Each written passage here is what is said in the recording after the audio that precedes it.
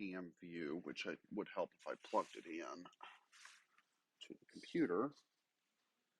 And my part for, so I don't have to do this awkward thing, is not here yet, so we'll just make it work.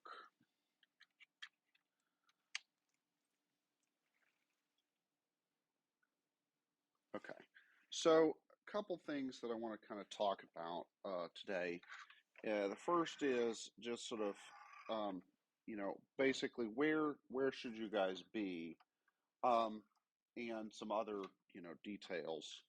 So I want to see the boards that you guys have. So go ahead and get them out, just so we can kind of double check a few things.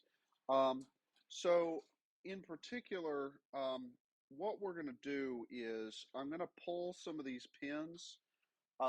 Right now, I have my Arduino connected to the data lines on my processor, but I disconnected all the address lines for right now. And but we'll talk about the data lines in just a second. Okay, so the let me actually switch over to the Arduino serial monitor, and let me get my Arduino plugged in.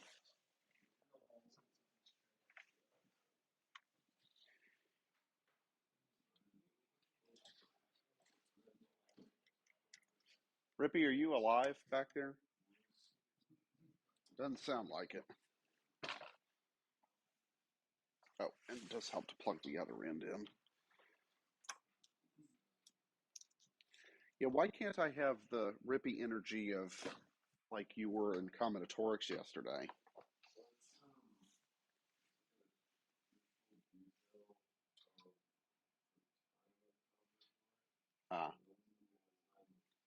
I could have put this class at 8 in the morning, remember? Yeah, okay. All right, so got my clock, everything's working there, and everybody's clock is good. Now that you've replaced the fried components that a few of you guys managed to nuke. Yeah, okay, so clock's good. I just put 2 lights on mine. Some of you have more of them than that. That's fine, right? That there's obviously variations on the theme here. Okay, so then let me fire up the Arduino serial monitor just so that we can kind of see. Let me upload this to the board. Oops. Does help if I choose the correct object.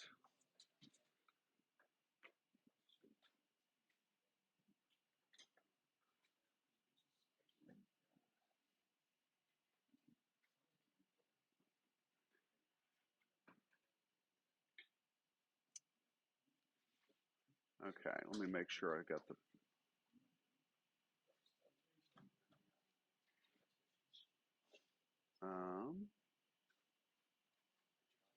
Okay, good. So that's good. And if I go to my serial monitor, right, and let me clear the output and go on. Okay, so what's happening here? Right, it's not working perfectly, right? What is it doing? It's just, you'll notice that the address lines, it's not actually reading anything there because I don't have them connected, but the data lines in this case, it's reading just FF, so all ones. But and yours may look slightly different, right? But right now it's essentially just reading garbage, okay? And we want to get to the point where we can actually read something. Okay, so let me stop this and disconnect my Arduino. And then I'm going to do a couple things. I'm going to go ahead and disconnect the data, disconnect basically everything from the Arduino to the computer part of the machine, and I'll leave the power and ground plugged in over there. Just get those out of the way. Okay, so basically the way that this is going to look is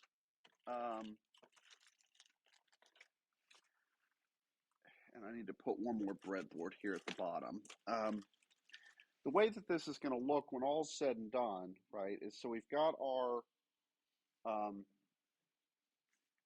breadboards.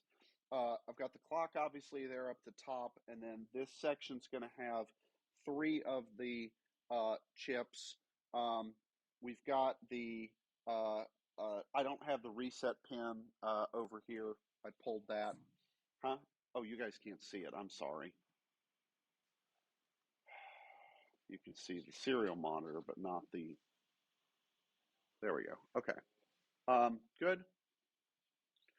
Okay, so I've got here what we want to add, and this is to sort of start talking about it, is we need to add the RAM, the ROM, and some of the other chips. So we'll start with the RAM and the ROM because those will go up here on this top breadboard.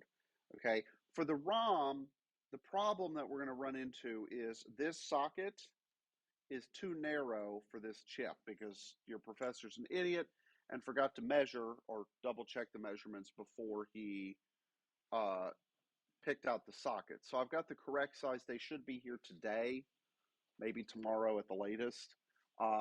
And so they're going to be the same size as this, just wider in this dimension. Okay, so you basically want to just leave some room, and let's sort of imagine that it's plugged in right here, and then just double check, oops, that the arm will close. Obviously, the real one that we get is going to be slightly wider than this, so you won't have the same problem. Okay, but you'll notice that when you plug this in, it'd be kind of like if you plug in the chip, you really only have either 2 or 3 rows of holes on either side of the chip. And then if you put the socket in here, because of course the socket's going to be wider, you're going to have basically on, you're only basically going to have 1, maybe 2 rows of holes on either side of the socket because it's going to be take up extra width, obviously. Okay, so what that means is that when we start to wire things up, we're going to have to be a little careful that we have the right number of holes. Okay, so the way that we're going to do this is, let me put the lever down so it's kind of out of the way here. We need to basically connect the data lines from the processor to the data lines on the ROM, the data lines on the RAM, and the I/O lines on the versatile interface adapter. Yeah, okay. So in the videos, he uses green and blue wires, and he's trying to, keep data is one color and address lines are the other color, and I don't remember which one's which. Okay, it doesn't really matter, obviously, just pick something. Okay, so this is where it's going to start to get to be a little bit of a mess of wiring, and this is why you got to be careful and very thoughtful about it. Okay, so we need to basically connect the data lines from the processor, okay, which are all up here, okay. All the data lines are on the same side of the processor, okay, and those need to get connected to the data lines where they're going to be here, here, and down there, okay. So we need to be smart about how we wire this, because if we're stupid about it, this is going to turn into a giant mess, okay. So what's going to be the smart way to do this? I would start by doing all of the data lines, okay, and then we'll get all of the address lines in place. Okay, so what's the first set of data lines that we need to do? Let's do the data lines that are going to run from the processor to the ROM. Okay, so there's going to be 8 of those. Now, where are the 8 data lines on the processor? They're all up here. okay? These 8 there, I think, right? And double check, obviously, with the data sheet. Okay, so we need to make wires that are going to go from those 8 pins to the appropriate pins for our ROM chip, okay? Now, I say appropriate pins because, as you can see, if it weren't for the width issue, this socket has exactly the same number of holes as the ROM chip has pins, okay? The ROM chip has 28 pins, 14 and 14, and I got the sockets, they come in various sizes, okay? I deliberately got ones that had exactly the number of holes that we needed, no more, no fewer. If I'd gotten ones that had too few, obviously this wouldn't have worked. If I'd gotten ones that had too many, what would have been the problem? It wouldn't have fit, right? And so we would have had to change the layout on our breadboard in order to make everything fit, okay? Now, we can relay things out, okay? And that might actually be a little bit easier, is to say, okay, we do have 3 full breadboards here to work with, okay? Now, let's just kind of look briefly as to what else is going to go on this thing, and I'll pull up his video. But the one thing, I haven't pulled it out yet, the one thing that's going to go here is our LCD module, okay, so a screen basically. And that will basically just plop right in, nothing particularly fancy. And then this bottom row of breadboard is going to have some buttons on it, okay? So let me pull up the sort of finished product video, and let's look at it real quick. And let me switch the this over to Safari, window capture here. Okay.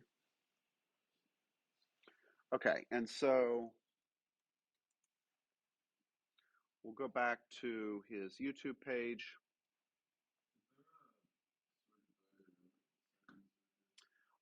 Yeah, the circuit diagram's on his web page. So, in fact, let me actually start with that because we can sort of see schematic-wise what the whole idea is going to be. I mean, there you can see the picture of what the finished product is going to be. And you'll notice that there's a lot of space right here on the breadboard that's not really used, right? So if we want, we can actually relay out some of this stuff to make it spaced a little bit better. That's kind of up to us, but it doesn't really matter as long as, okay, our schematic, and let me actually open this image in a new tab so we can just, well, here, I'll do fit to screen. Okay, so here's basically the large scale schematic of what the finished product is going to look like, okay? No, I don't remember which program he used. It's very similar, but yeah, I don't remember what it's called. Okay, so let's kind of look at schematic wise, what do we have? Okay, so we have on the left, U1 is the 6502 processor. Okay, U2 is our ROM chip, U6 is our RAM chip, U5 is our C22 versatile interface adapter. Okay, then this thing over here, U3, is our LCD screen, okay, that has a chip built into it, okay, and then we've got U4 is a NAND chip, and the NAND chip, the HC00s, have 4 NAND gates on them, so that's why these are labeled U4D, U4C, and U4B. They're all actually on the same chip. It's just different input and output lines on that same chip.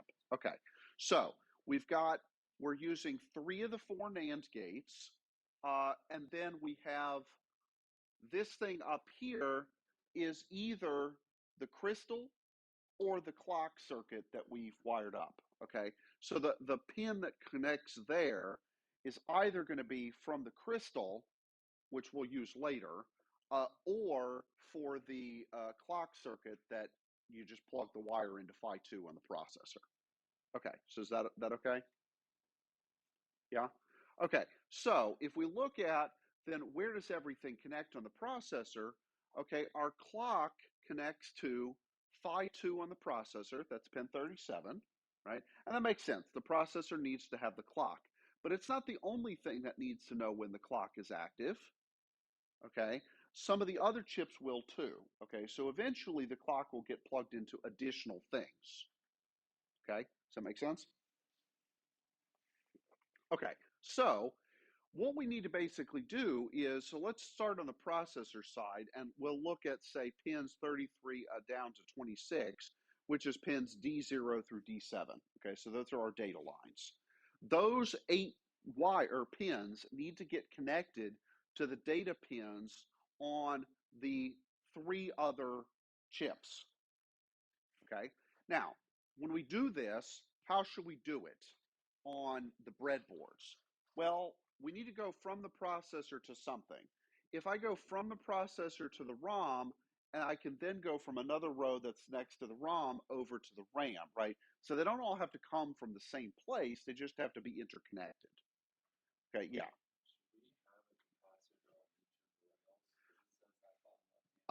Yes, which at this point it's okay that it's not there.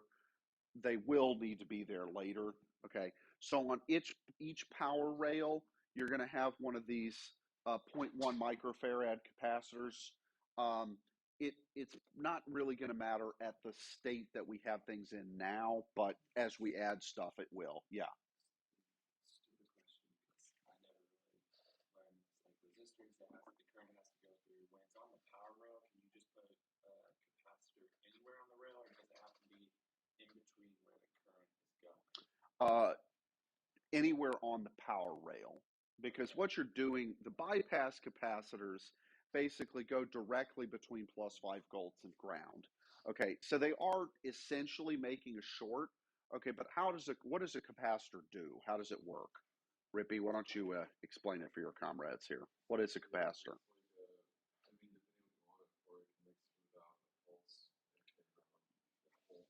It holds charge, right? I mean, it's there for smooth. Right. Okay, it's there so that when lights blink on and off and things like that, that the voltage is, the plus 5 volts is going to kind of wobble a little bit, and it smooths that out for our purposes, right? So it's not critical to have them, but it'll be a good idea. Yeah. It's resistors for like when lightning strikes, right? Well, yeah. So the resistor limits the amount of current. So it's like a show how much because there's a lot of components in here that will fry. Yeah, if you give them too much current. So the resistor is there to basically lower the amount of current that we'll see because the current V equals R, so V over R equals the current. So if you increase the resistance, you decrease the current, assuming that the voltage stays roughly constant. Okay. So that's why we have 5-volt power supply. Chop it down so you get. We want to lower it by X amount of resistance. So for the LEDs, right, the reason that we use a 220 ohm resistor is to limit the amount of current that goes through them so that we don't burn them out, right? If we didn't limit it, more current would go through and hence they'd be brighter. But if we overdo it, then we're going to burn them out, okay? So the other type of resistor we have are some 1Ks. And is there a 1 mil someplace? Oh, in the clock circuit. Yeah. Okay. Yeah, but for the rest of things, all of the resistors are either 1Ks or 220s. And now sometimes you can get away without having a resistor. And the reason is that some of the chips, not all chips, but some have current limiting resistors inside them. Okay, and if that's the case, then you don't need to also put one externally. What's so funny? I did that. We did that, remember? Oh, yeah, Resistor and it was a Breadboard LED. yeah. Okay, so yeah, LEDs, they will burn out even if you do put the current limiting resistor, right? It happens. So if you burn out an LED, like double check to make sure you're not shorting or being stupid. But if it burns out, just toss it and get another one, right? They're cheap. We've got billions of them. So don't worry about it. Huh? I probably in a pile somewhere have red, green, blue, yellow, white. Um, and then I think I'd have to look where I put it. I probably do have a couple of RGB LEDs. So RGB LEDs actually have four tails. So you have red, green, and blue, and then a common, usually a common ground. Um, and so if you change the resistances, so if I put 220s on all three of them, I'd get white because it'd be equal amount red, green, and blue. Yeah, all you're doing is saying how much red, how much green, how much blue, and you can do that with resistors.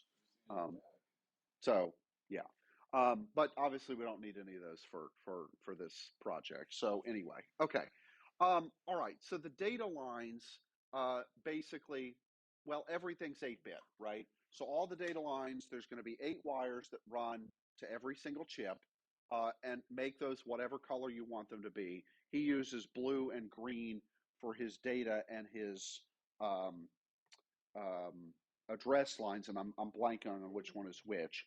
Okay, now the other thing is what happens if you run out of wire and you need more? Okay, so I've got 2 boxes of wire, and I'm going to put this is the good stuff. Okay, so I was stupid, and the last boxes I ordered had stranded cable, not solid core. Okay, this is the appropriate product, but that is solid core, so meaning you can actually stick it into the breadboard and it won't splinter and stuff. Okay, so I just ordered the wrong stuff the last time. Okay, so I have removed the bad cable. I gave it to Caleb because he's doing stuff where he's soldering, and so having the braided is actually easier for soldering. Um, and so you won't find it anywhere. Okay, so this stuff will be up in the lab. The other thing, and I need to go up there and do some tidying, is if you guys could try to not leave stuff on the table other than the power strip that I put there, so that other students can actually use the table for like doing math and stuff. Dr. Turner kind of, yeah, yelled at me. So um, yeah, so try to keep the place tidy. And I've got to get some of those boxes and stuff out of the way, so it's a little more roomy up there. Okay, so our data lines, we need to get all of those connected. Okay, um, from all of these chips to all the other chips. Okay, so there's basically 4 chips that are going to get the data lines. Okay, the processor, the RAM, or ROM, the RAM, and the versatile interface adapter. Okay, then there will be a second data bus that will go from the other side of the versatile interface adapter to the LCD chip. Okay, but the LCD chip will not be directly connected into the data bus. Okay, it'll have the versatile interface adapter in between it and the data bus. Okay, does that make sense? Okay, now the address lines are a little bit more complicated, okay, because not every chip has the same number of address lines. How many address lines are there on the processor, the 6502?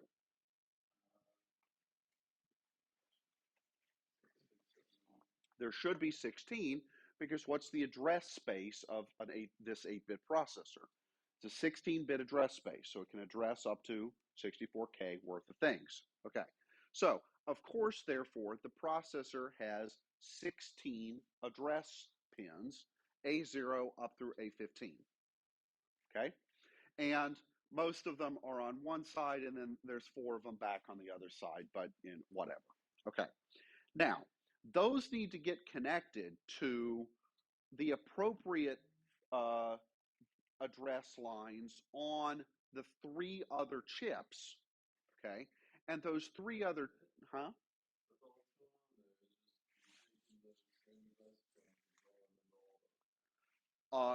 Asterisk. And the asterisk is what I want to talk about. Okay, so the ROM chip and the RAM chip, how many data pins do those have?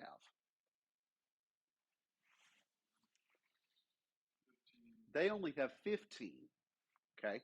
And that makes sense because they're 32K, not 64K. The address lines, okay? So they have 15 address lines on the ROM and the RAM chip, okay? And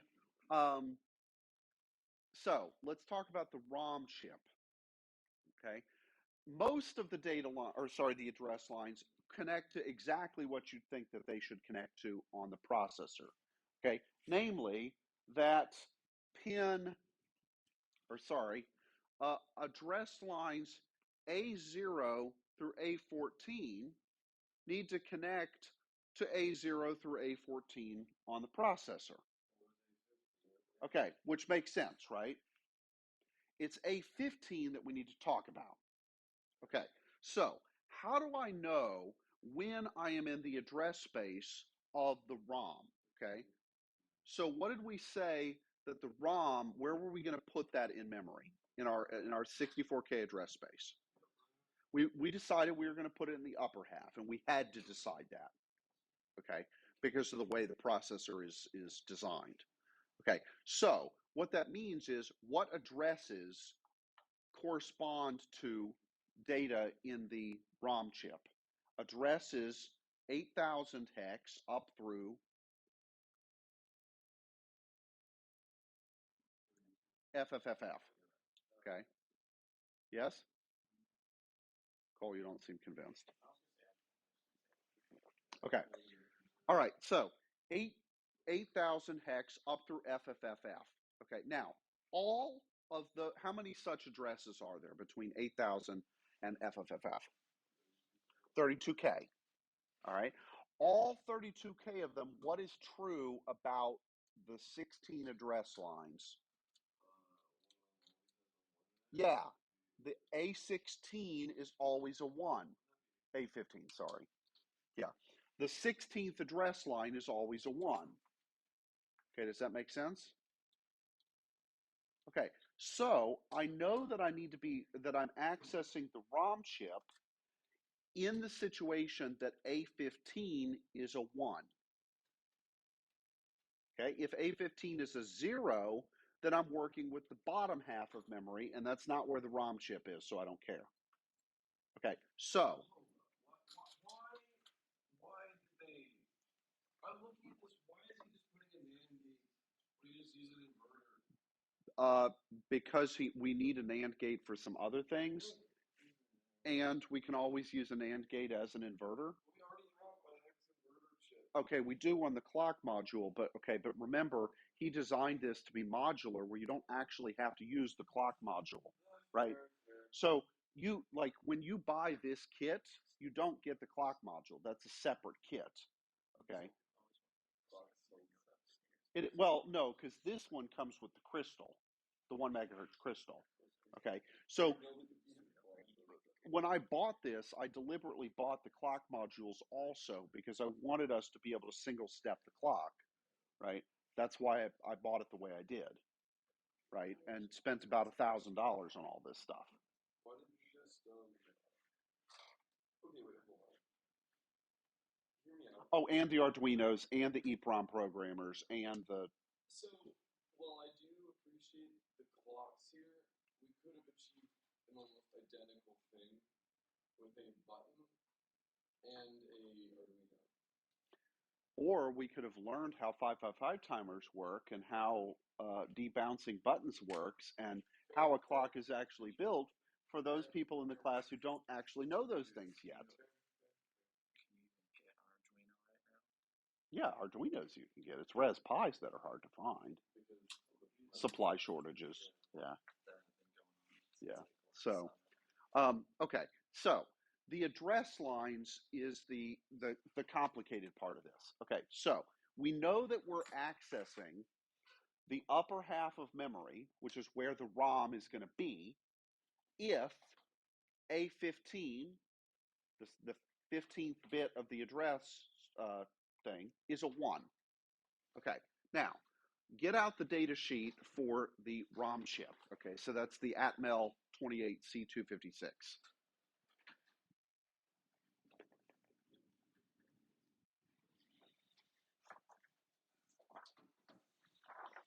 Okay, so let's look at on the data sheet.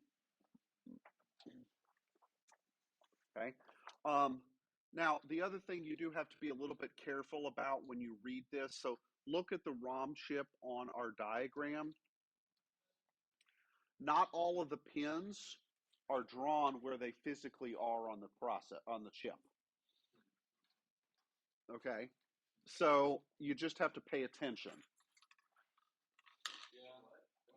Okay, so look at the where things are plugging into the chip in the diagram is not physically where they are on the chip. So you see, for example, down there at the bottom left, it has W, E, O, E, and CS with bars over them, and then next to it, it has 27, 22, and 20. That means which pin they are on the chip. But pin 20 and 22 are not right next to each other, right? So they're organized there by logical function to make it easier to read.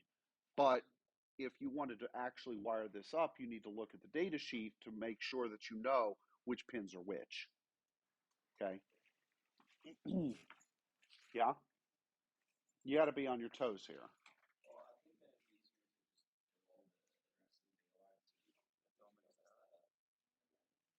Do the rest of it, yeah. Okay. But so let's look at in the data sheet, okay? So on the Atmel, on the ROM, right, there are 15 address lines, A0 through A14. We know what those need to get connected to. There are the 8 data lines, and we know what those need to get connected to. But then there are 5 other pins, okay? VCC, which will be our plus 5 volts, okay, fine. Our ground pin needs to get connected, okay, that's usual. But then there's these 3 other ones, WE, OE, and CS, okay? All right, so what do those stand for, and what do those need to get connected to? Now, WE, all right, so 2 things. Why do they have a bar over them? That's very important. At the bottom left, you see WE, OE, and CS have bars over them. Okay, the bar means that is an active low signal, not an active high signal. Okay, so to trigger it, you bring the pin low rather than high. Okay, now, what does WE stand for? Write enable. Okay, does our ROM need to have write enable ever? No, because it's a ROM. Okay, so we would allow writing to the ROM by bringing the WE pin low. But if we are never going to write to the ROM, then what should we tie the WE pin to? Straight to 5 volts because it's active. Yeah, it's active low, so we want to tie it high because it's never going to be active. Not with the ROM. But you're going to remove it from the circuit and plop it into the EEPROM programmer. Yes, but it won't be connected to this. Okay. No, you shouldn't leave things. Yeah, okay. Yeah, exactly. You should not leave things floating.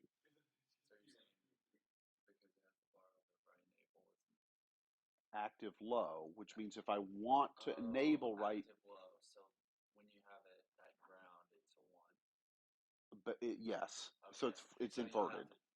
So that's why it's tied to plus 5 volts. Right. Yeah. Okay. So that's why WE is tied straight to plus 5 volts. Okay.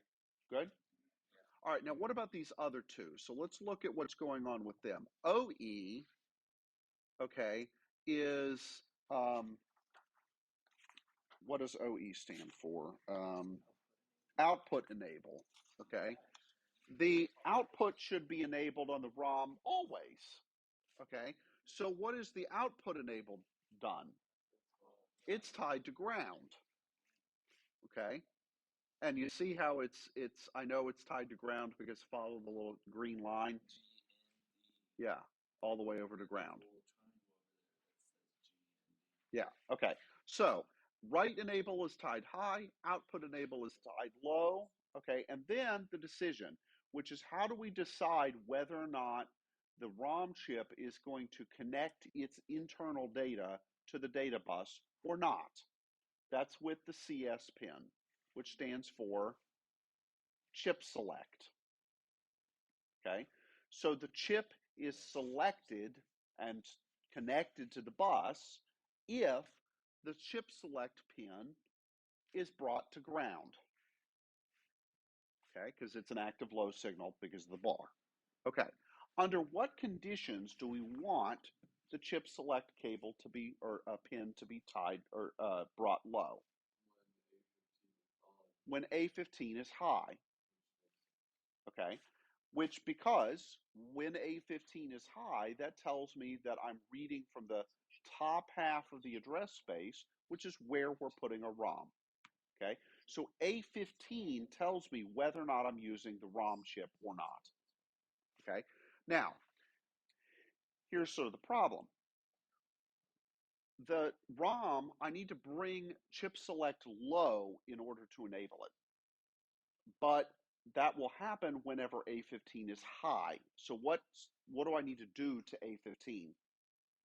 I need to invert it. Okay, so when A15 is high, I want to produce a low signal, and when A15 is low, I want to produce a high signal.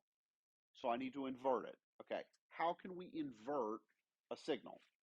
We could use a NOT gate. Okay, but another way to do it, and this is deliberate, Ben was deliberate when he just chose this, is to use a NAND gate and to fuse the two inputs together. Okay, so that's what we'll do. We'll go through one of the NAND gates on the little LS, whichever it is. And then, so A15 will get tied to both inputs, and then the output will get tied to the chip select. Okay, yes.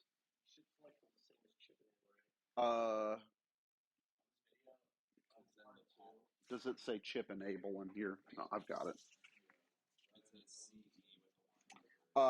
Yes, chip enable and chip select are the same thing. Okay, yeah. So my bad. The 28C256. Look at on front page. It says what the pins are. Okay. Okay, and then the diagram you want is the one down at the bottom right because this is a DIP or dual inline package. Uh, so there's 4 diagrams here. How do you know which one to look at?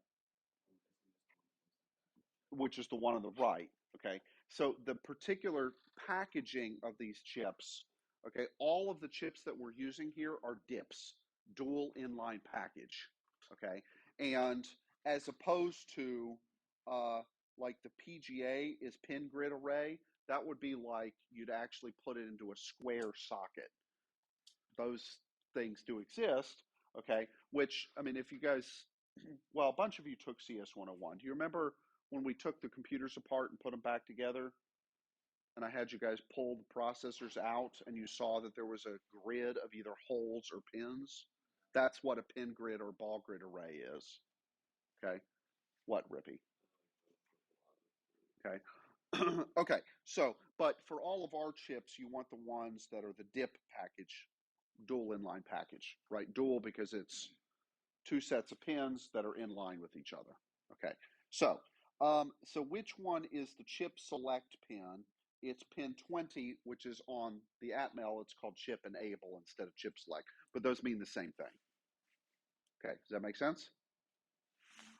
Okay, so what this means is whenever the the processor has a 1 on its 15th address bit, that will sort of activate the ROM chip to be connected to the data bus.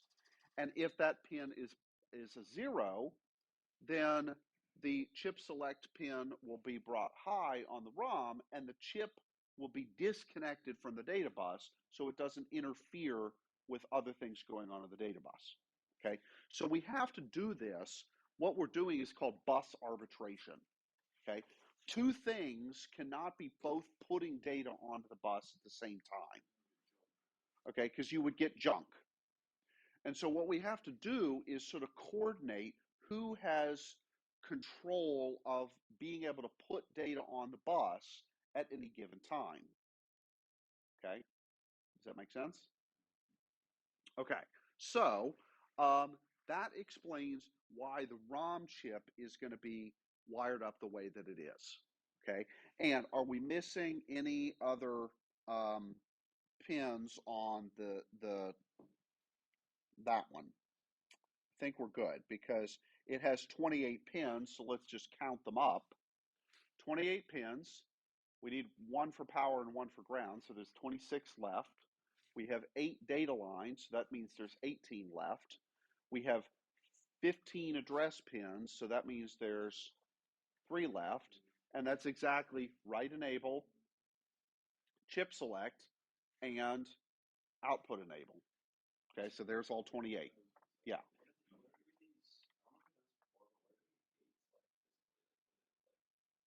Oh, the logic gate. So that's the real tiny chip. So these 3 chips, the on your clock circuit, one of those is, and I forget which order they're in. There's one chip has 6 NOT gates, one chip has 4 AND gates, and the other chip has 4 OR gates. Well, to the appropriate pins, it just depends. So like when think back to 101 when we talked about gates, right? Right, that was an AND gate, right? So one of those chips has 4 of these things in it. Okay, that all take 2 inputs and each have an output. Okay, and they pack 4 of them onto a chip because, well, you tend to use more than one at a time. Okay.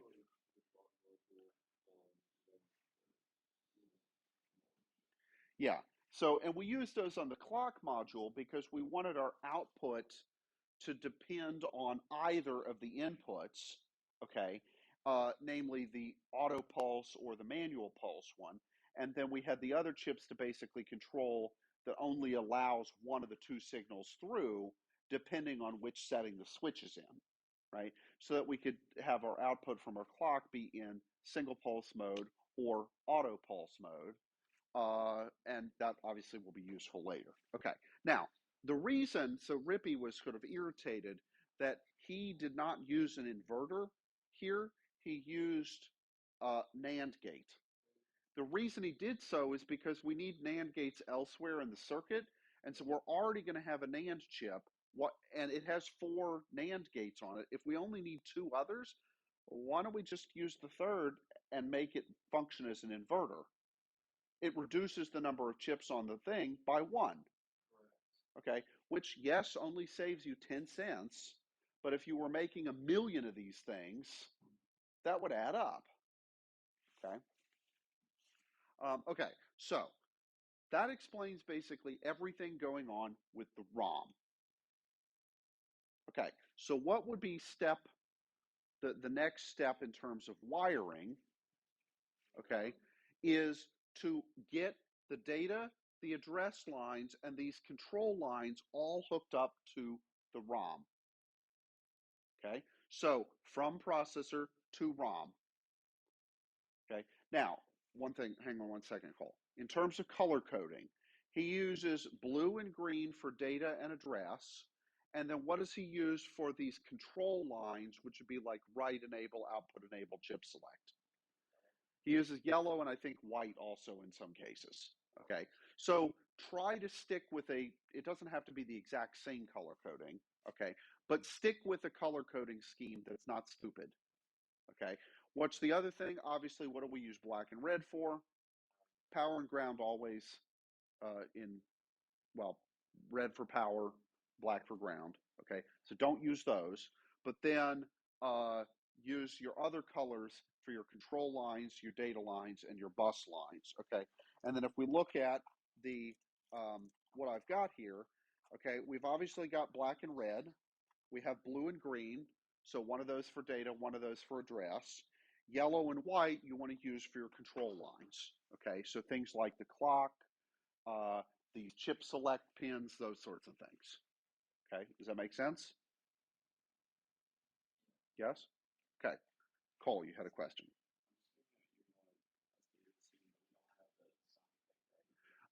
Right, okay, so how do you start doing this if you don't have the socket? Well, the socket, so use the socket you have as a spacing guide, okay? Because if you flip it over, right, it has 28 pins in 2 rows of 14, okay? So just kind of lay it on your breadboard, and then on either side of it, there's going to be some spare holes. So let me see your socket. Okay, so here, right, I'll just set it there. You see how you have 3 and 3 on either side? Use the outermost set. Okay, so you see the holes that are next to this? Use the outermost set on either side, okay? Because then when you put in the fatter one, it'll have room, okay? And then just the only thing you have to pay attention to is that where the 28 are. So kind of put it, line it up so that you can. But he starts his out right here with, like, he starts going close to the chip as possible. Yes, he is going as close to the chip as possible. And what I'm telling you is go as far away from it as possible so that we have room for our sockets. And that way you don't have to undo everything when we get the sockets. Go as far away from this. Well, yeah, like right. I'm saying like how many wires we put in before that. Try and leave some space on either side. Okay. Right. So you see how he's got the green wires kind of going through here. Try and leave as much space as possible. Okay, so yeah. So this is the reason why I put my RAM chip already in the circuit, and I put it literally as far to this end as possible. Okay. The other thing I would suggest is move your processor as far to the other end as possible to leave as much space on the breadboard. Okay. So okay, well, so then leave it in place, but put the RAM chip here and leave as much space in between the two as possible. And use this as basically like a template to help you space it, because the sockets that we're going to get are not going to be longer this way. They're just going to be wider that way. Why do we have this thing for just the ROM? Because the ROM is the one that we're going to pull in and out a bunch. The RAM doesn't need to get pulled because it's going to, like, its data will be erased whenever the thing is powered off. Okay, so only the ROM chip do we need to pull in and out, and that's why I only got the socket for those, because we just don't need them for the rest of them. Okay, now that said, if you do, let's say you put your chip upside down, or you decide you need to move it, okay, and you do need to pull a chip out of the breadboard, how do you do that? Other than very carefully, you use the grabber, okay? Huh? Well, we had like kind of bend it. You can also use a flathead screwdriver if you're gentle, but this is why I bought the grabber. Okay, it's the correct tool for the job. So if you do need to pull a chip, be gentle with it and use the grabber. Huh? What do you mean? We're going to use this again. Oh, yeah, you can pull it right now. What after you get everything wired up? I know. No, pull it out and then wire it up. Wire up the. Oh, okay. Yeah, because so you basically what you're going to do, right, is you're going to get all the data lines, all the address lines, and then all the control lines run, okay, and then we'll plug the Arduino back in, okay, because those ribbon wires are kind of in the way. So yank all of those out, yank all of the resistors you did out. Okay, not yet, because I want to see what you guys have before you start yanking. Okay. Um, and okay, so does that make sense? Yes? Okay. Now, let's talk about the control lines for some of the other chips, because we've talked about the RAM chip, or sorry, the ROM chip, but we need to do the same kind of thinking for the RAM chip and the versatile interface adapter. Okay? All right. The RAM chip, what memory addresses is it located on?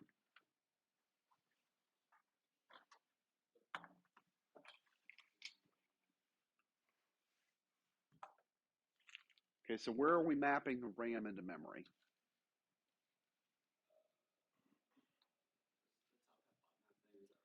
Well, it is bottom half, but it's more than or less than that, I guess. Okay, so let me just write this down on the board. Okay, so what do we have? We have FFFF.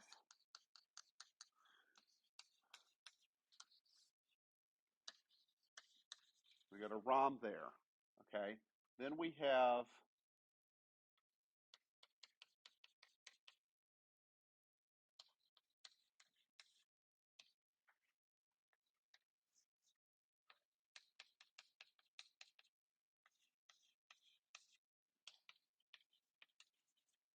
okay. So the RAM is located in the lower quarter of memory.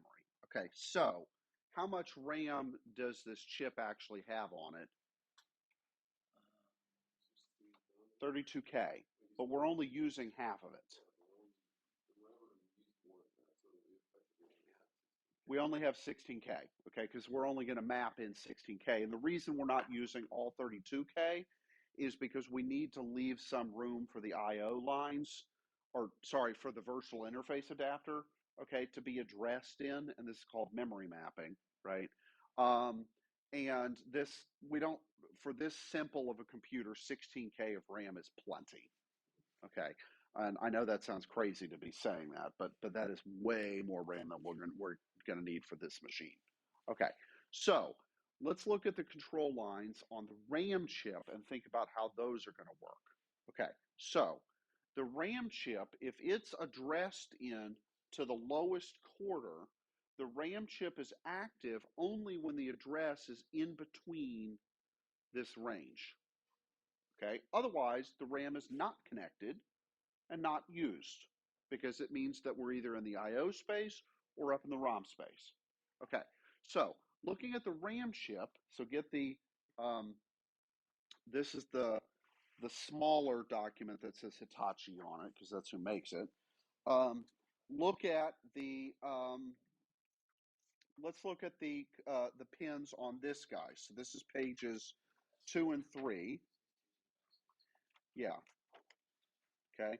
So what do we have? We have addresses A0 through A14. Okay, that makes sense. It's got 32K on it. We have data lines IO0 through IO7. Well, that's obvious. It's 8 bits. We have a chip select. We have a write enable. We have an output enable. We have power supply. We have ground, and we have a no connect pin, possibly. Okay.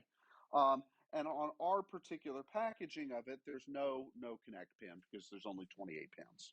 Okay, so the voltage and the ground are the usual suspects. The I/O lines are the data lines. Those are the usual suspects. But we got to be a little bit more careful with the write enable and chip select thing.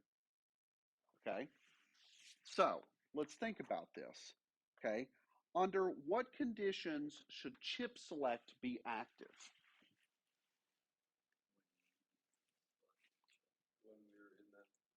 When the address is within the address space of 000 up through 3FFF. Okay, so but RAM has one difference from ROM. What is it? Yeah, random access.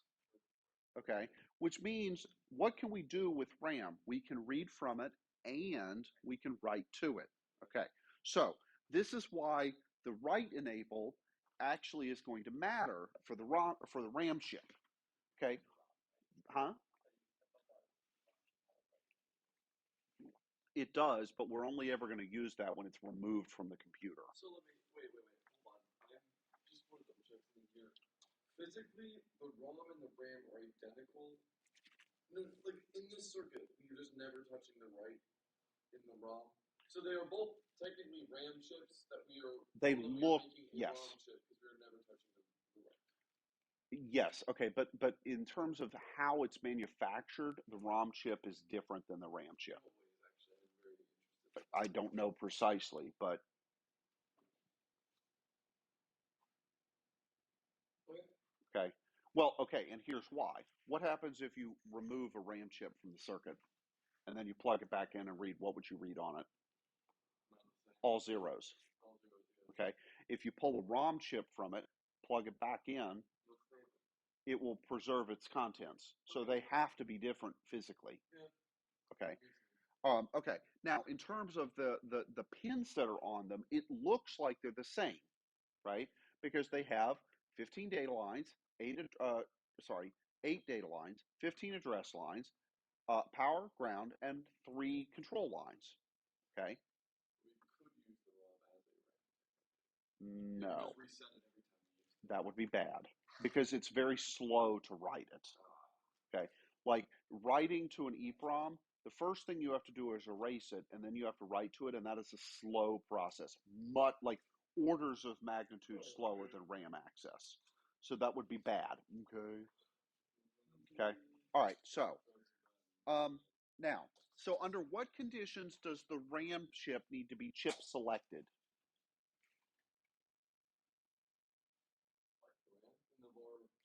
When we're in the lower quarter of memory. Okay. So look at the chip select. Okay. And when is the chip select? We need to bring it low when the RAM is enabled. Okay, so when is the chip select enabled? Well, look at, it has,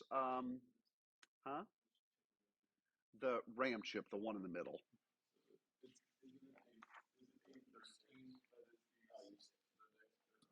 Okay, so chip select is here, right? Okay, under what conditions is this going to be? We want this to be brought low if our address is in the range 0 through 3FFF. Okay, so let's follow it backwards. Chip select comes out of a NAND gate. Okay, what goes into the NAND gate? Something and something else. Okay, what goes into this NAND gate is actually the output from the other one. Okay, so let's think about why that makes sense. Okay, under what conditions is this NAND gate outputting a 0? If A15 is a 1, okay? And under what conditions is this outputting a 1 if A15 is a 0? Okay, because it's an AND, right? It's functioning as an inverter.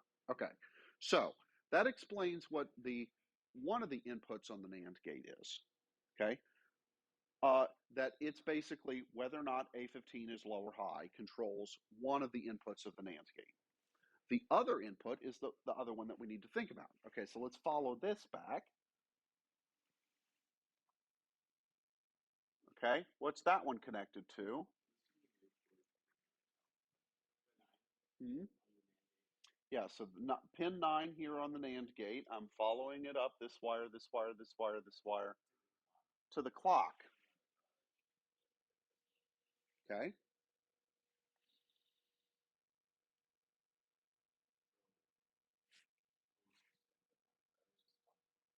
Yeah, okay. So,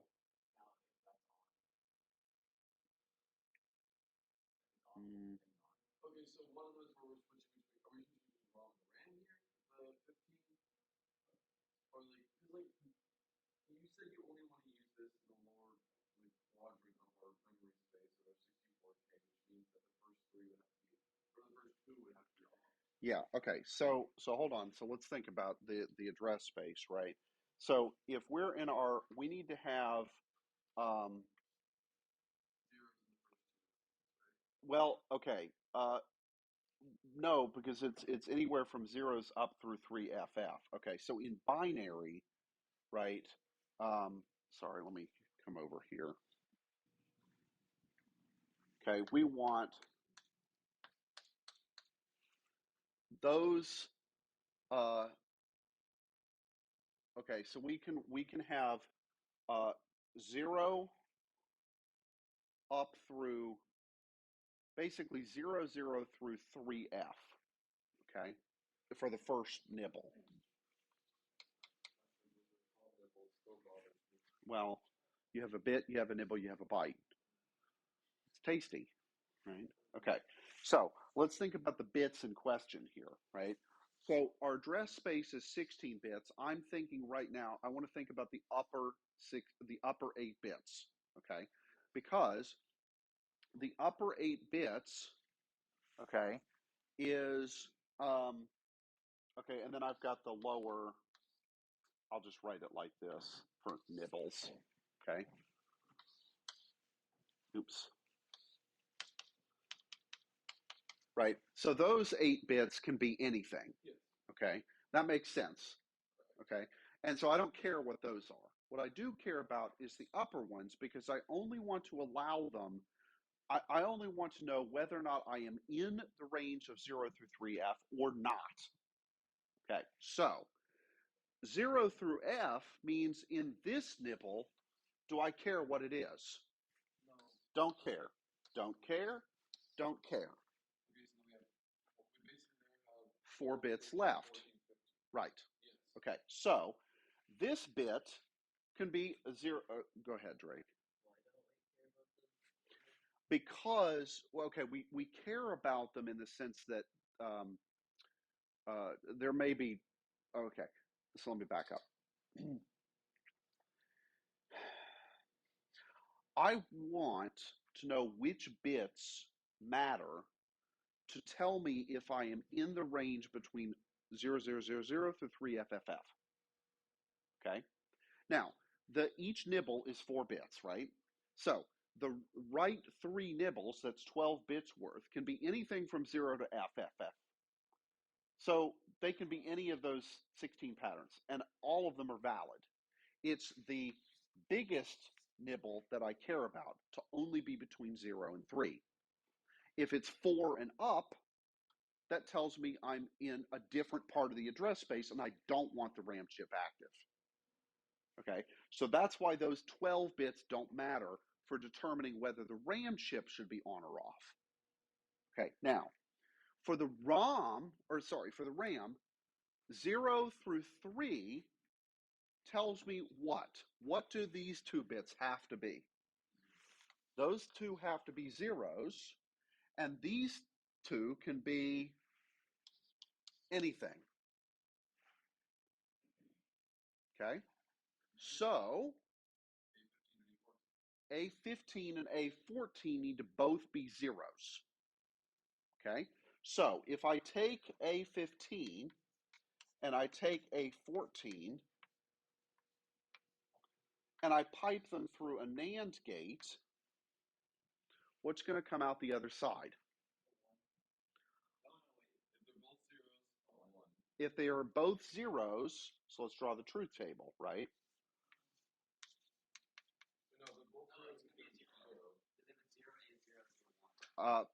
Right, because it's, no, 0 and 0 is 1. Yeah, 0 NAND 0 is 1. Okay, so I will get a 1 here if both of those are a 0.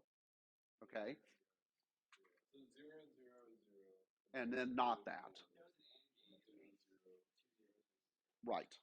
Okay. 1 and 0 is 0. Okay, so, okay, what about if either of them are 1s? What is 1 and 0? Opposite, 1. Okay. Hmm?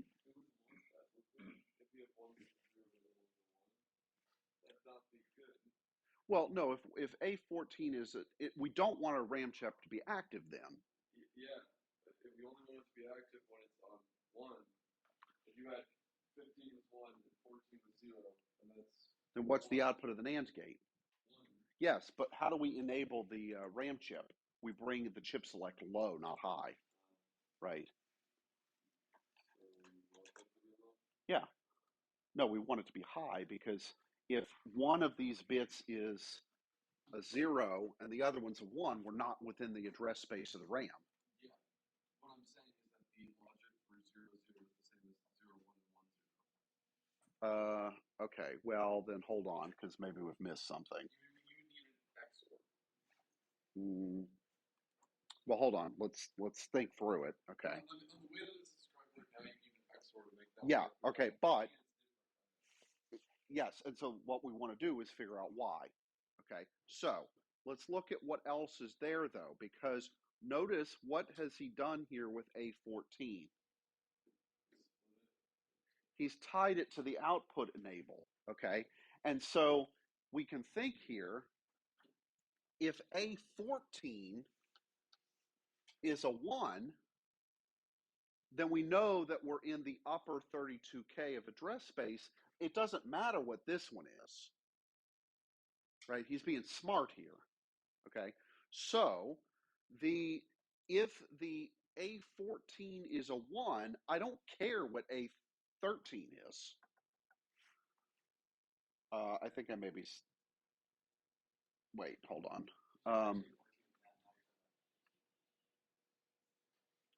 Sorry, I said it backwards. Yeah. Okay. If I know that A14 is a 1, then I don't care what A15 is. Okay. Because I know I'm in the, if this is a 1, that tells me that I'm in either the second quarter or the fourth quarter. Well, neither of those are the first quarter, so I don't care what this half is. Okay. So if this is a 0, then if A14, I can tie A14 directly to the, oh, sorry, I've got to look at the right chip here. Okay. I can tie A14 to the output enable. Okay. Because I know I'm not going to do it under those cases. Okay. So then when do I want the chip select to be active? Well, that's the NAND gate part. Okay. All right, so sit down and think through it and make sure that it makes sense. Okay, now there's one other thing though here, which is what was the other input to this NAND gate that's going to our chip select? The clock. Okay, and that makes sense because when can you read or write to the RAM? You do it on the active edge of the clock. So when the clock goes high, you're accessing it. When the clock comes back low, it's no longer using it. Okay. Okay. So that gets us the chip select, the output enable we already talked about. Okay. And then the write enable. Okay. Because what makes the ROM different from RAM? ROM is non-volatile. RAM is volatile. Okay. Meaning we can write to it and we can read from it. How do we know if we're reading or writing? I mean, the instructions tell us, but how electrically in this circuit do we know if we're reading or writing? But there's a pin for it. Okay. Pin 34 on the processor, if it's low, that indicates that it's a read. Sorry, I said that backwards. If it's high, it indicates it's a read, and if it's low, it indicates it's a write.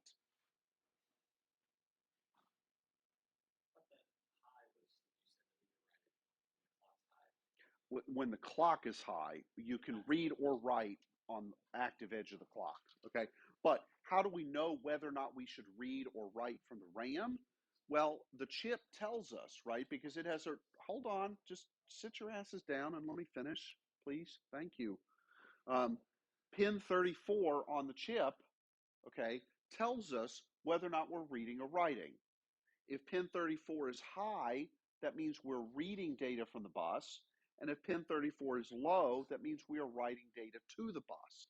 So pin 34 is connected over here to our write enable, so that if we are writing to the bus, the RAM should have write enable enabled, and vice versa. Okay? Does that make sense? Okay, so that explains the control lines for the RAM chip. Okay, and then we have a little bit more to talk about with the versatile interface adapter and the LCD, although those aren't that rocket science. Okay, so what do I want you to have accomplished? I'm going to look at everybody's circuit before you leave. Okay, but what do I want to have you guys to have accomplished for Thursday? I want all of the control and data lines for the RAM and the ROM all in place so that when the sockets get here, we just go chunk, plug it in, pop your chip in, and we're ready to go. The data, the address, and the control lines. Okay, so the control lines are either yellow or white in his video. The data lines are blue and green for the address lines, or I might have the blue and the green backwards. Okay, but you're going to have the data and address lines and control lines in place for the processor. Obviously, you'll need to have the NAND gate in there. The processor, the ROM, and the RAM. Okay, good? All right, let me quit the stream. And then you guys can leave.